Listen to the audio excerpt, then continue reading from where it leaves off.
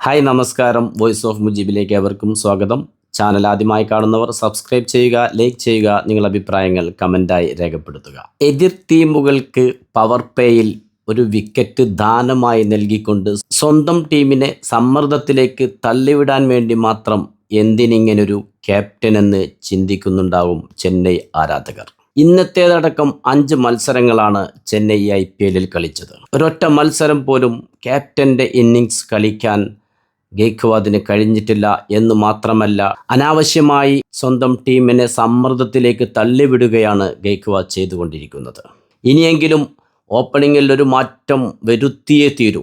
CSKയ്ക്ക് വേണ്ടി ആദ്യം ചെയ്ത വീഡിയോയിൽ തന്നെ നമ്മൾ പങ്കുവച്ചതാണ്, സഞ്ജു സാംസണോടുകൂടെ ആയുഷ് മാത്രമേ ഓപ്പൺ ചെയ്യുന്നതായിരിക്കും ടീമിന് ഏറ്റവും ഗുണകരമാവുക എന്നുള്ളത്.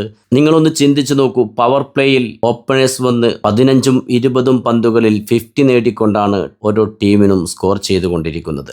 അവിടെയാണ് എതിർ ടീമിലെ ബൗളർമാർക്ക് മരം നട്ടുപിടിപ്പിക്കാൻ അവസരം നൽകിക്കൊണ്ട് ഒരു ക്യാപ്റ്റൻ ഡോട്ട് ബോളുകൾ വരുത്തി സഹകളിക്കാരനെ പോലും പ്രഷർ സിറ്റുവേഷനിലേക്ക് കൊണ്ടെത്തിക്കുന്നത്. ഇന്ന് ഗെയ്ക്വാദ് നേടിയത് 6 പന്തിൽ 7. CSK ഓപ്പണിംഗ് ജോഡി ഒരു മത്സരത്തിൽ മാത്രമാണ് 50 പാർട്ണർഷിപ്പ് പിന്നിട്ടത്. അതിലും ഗെയ്ക്വാദിൻ്റെ സംഭാവന വളരെ മോശമാണ്, 18 പന്തുകളിൽ 15.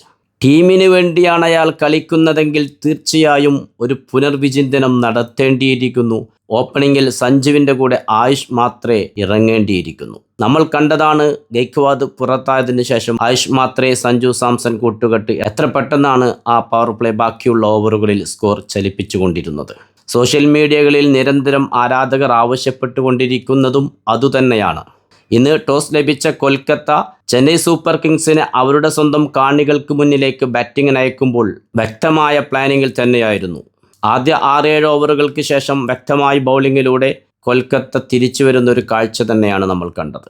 ചെന്നൈ സൂപ്പർ കിങ്സിന് വേണ്ടി ഇന്ന് സഞ്ജു സാംസൺ 48 റൺസ് എടുത്തപ്പോൾ ഡിവാൾഡ് ബ്രേവിസ് 41 റൺസ് എടുത്ത് പുറത്തായി.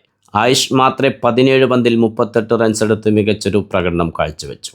അവസാന ഓവറുകളിൽ കൊൽക്കത്ത നൈറ്റ് റൈഡേഴ്സ് ബൗളേഴ്സിൻ്റെ ആധിപത്യം തന്നെയായിരുന്നു. ഫിനിഷർ ശിവം ദൂബയ്ക്ക് പോലും ബൗണ്ടറികൾ നേടാൻ പ്രയാസപ്പെടേണ്ടി വരുന്ന കാഴ്ചയാണ് കണ്ടത്. കൊൽക്കത്ത നൈറ്റ് റൈഡേഴ്സിൻ്റെ ബൗളിങ്ങിൽ ഏറ്റവും മികച്ചു നിന്നത് കാർത്തിക് താഗി എന്ന യുവ ബൗളറുടെ പ്രകടനം തന്നെയാണ്. 4 ഓവറിൽ വെറും 35 റൺസ് മാത്രം വിട്ടുകൊടുത്ത് 2 നിർണായക വിക്കറ്റുകൾ നേടിയെടുത്തു ആ യുവതാരം.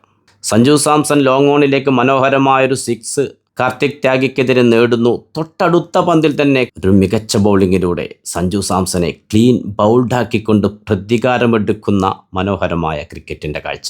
ഡിവാൾഡ് ബ്രേവിസിനെയും കാർത്തിക് ത്യാഗി തന്നെയാണ് പുറത്താക്കിയത്.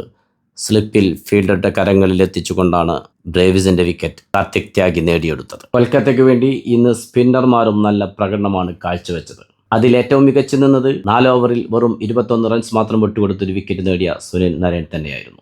കൊൽക്കത്ത ക്യാപ്റ്റൻ അജിങ്ക്യ രഹാനെ പോലും തൻ്റെ പിഴവുകൾ മനസ്സിലാക്കിക്കൊണ്ട് ഇന്ന് ഓപ്പണിങ്ങിൽ ഒരു മാറ്റം വരുത്തിയിരിക്കുന്നു. സുനിൽ നരേനെ അജിങ്ക്യ രഹാനയ്ക്ക് പകരം ഓപ്പണിങ്ങിൽ എത്തിക്കുന്നു. എന്നിട്ടും ചെന്നൈ സൂപ്പർ കിങ്സിൻ്റെ ക്യാപ്റ്റൻ ഒരു മാറ്റവുമില്ല എന്നുള്ളത് ഖേദകരമാണ്. ചെന്നൈ സൂപ്പർ കിങ്സ് സ്വന്തം കാണികൾക്ക് മുന്നിൽ കളി പിടിക്കും എന്ന് തന്നെയാണ് കരുതുന്നത്. സ്പിൻ ബൗളറായ നൂർ അഹമ്മദും കൂടെ വെസ്റ്റ് ഇൻഡീസ് സ്പിൻ ബൗളറായ അഖിൽ ഹുസൈൻ ഇമ്പാക്ട് പ്ലെയറുമായി എത്തുമ്പോൾ തീർച്ചയായിട്ടും ചെന്നൈ അവരുടെ മികവിൽ കളി പിടിക്കും എന്ന് തന്നെയാണ് പ്രതീക്ഷിക്കപ്പെടുന്നത്. എങ്കിലും നമുക്ക് കാത്തിരിക്കാം. പുതിയ ക്രിക്കറ്റ് വിശേഷങ്ങളുമായി നിങ്ങളിലേക്ക് വീണ്ടും എത്തും.